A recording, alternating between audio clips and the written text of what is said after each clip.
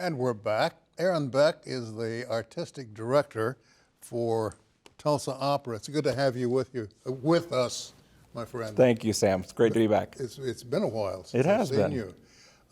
About opera, let's go back. Does anybody have a handle on how opera got started?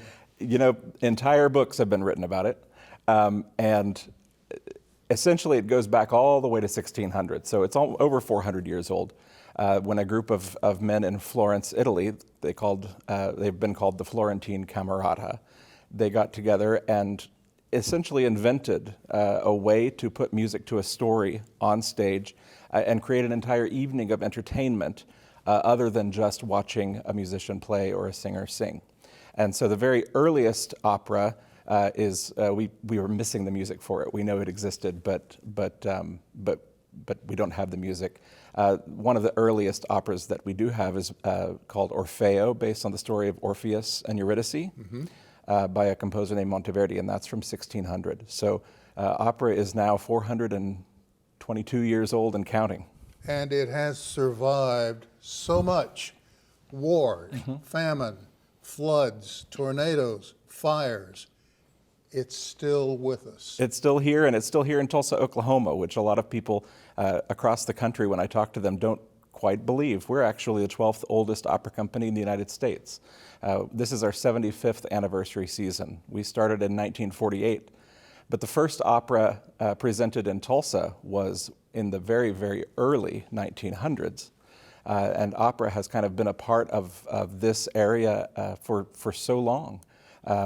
Aida, which is a show we're presenting in February at the Tulsa PAC, was performed in the 1920s at Skelly Stadium, outdoors with elephants and the whole thing, and really made a big splash in Tulsa long before Tulsa Opera was even incorporated. So, You know, I have a theory what's that? that somewhere along the line, while the men folk were out there drilling holes in the ground and getting black gold, the wives were saying things like, you know what, we need opera. We need more culture. You have your oil, now here's what we want, or you're going to pay the price. So I got a sneaky feeling that's how it really was launched. That might be true. You know, our building in Tulsa, where we have our offices, on that land were two homes owned by Maud Lorton, who Really? donated those to Tulsa Opera, and after a few years they were torn down and our offices were built there. So Tulsa Opera owes a lot of its history to women. Our founders were Ralph and Ione Sassano, who husband and wife, and I have a feeling, I didn't know them, but I have a feeling Ione had just as much to do with it as Ralph, if not more. Anything out there that the public should know about opera? Because so many folks say, oh, opera, I can't understand it. I don't know what they're talking about. Absolutely. And I think that's really not fair to opera. Sure. Well, first of all, in Tulsa, we have what we call super titles. Those are just like subtitles in a foreign language film. Super titles are words projected above the stage in real time in English, so you can absolutely follow along what's going on, even if the show's not in English. But one of our shows this year is in English. The other thing about opera is a lot of people say, I don't like opera, but I like Broadway musicals. Well, Broadway musicals wouldn't exist if it weren't for opera, because 400 years ago, opera composers came up with the idea of telling a story through music. And in the 19-teens, 20s, and 30s, the Broadway musical developed from what opera is. And so if you like musicals, there's no reason you can't like opera. And I always say, give it a shot, give it one shot.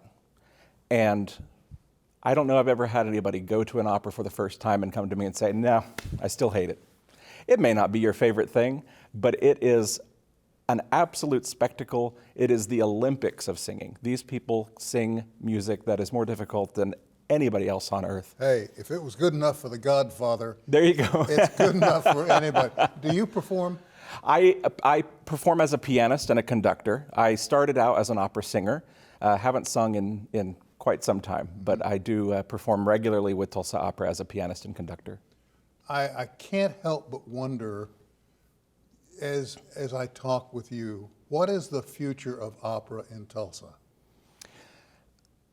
That's a complicated question because, and really the question is, what's the future of opera in the United States? In Europe, opera has been a part of their culture for so long that companies still sell out massive numbers of performances and don't have, a lot of them don't have the financial issues that small opera companies in the United States sometimes have.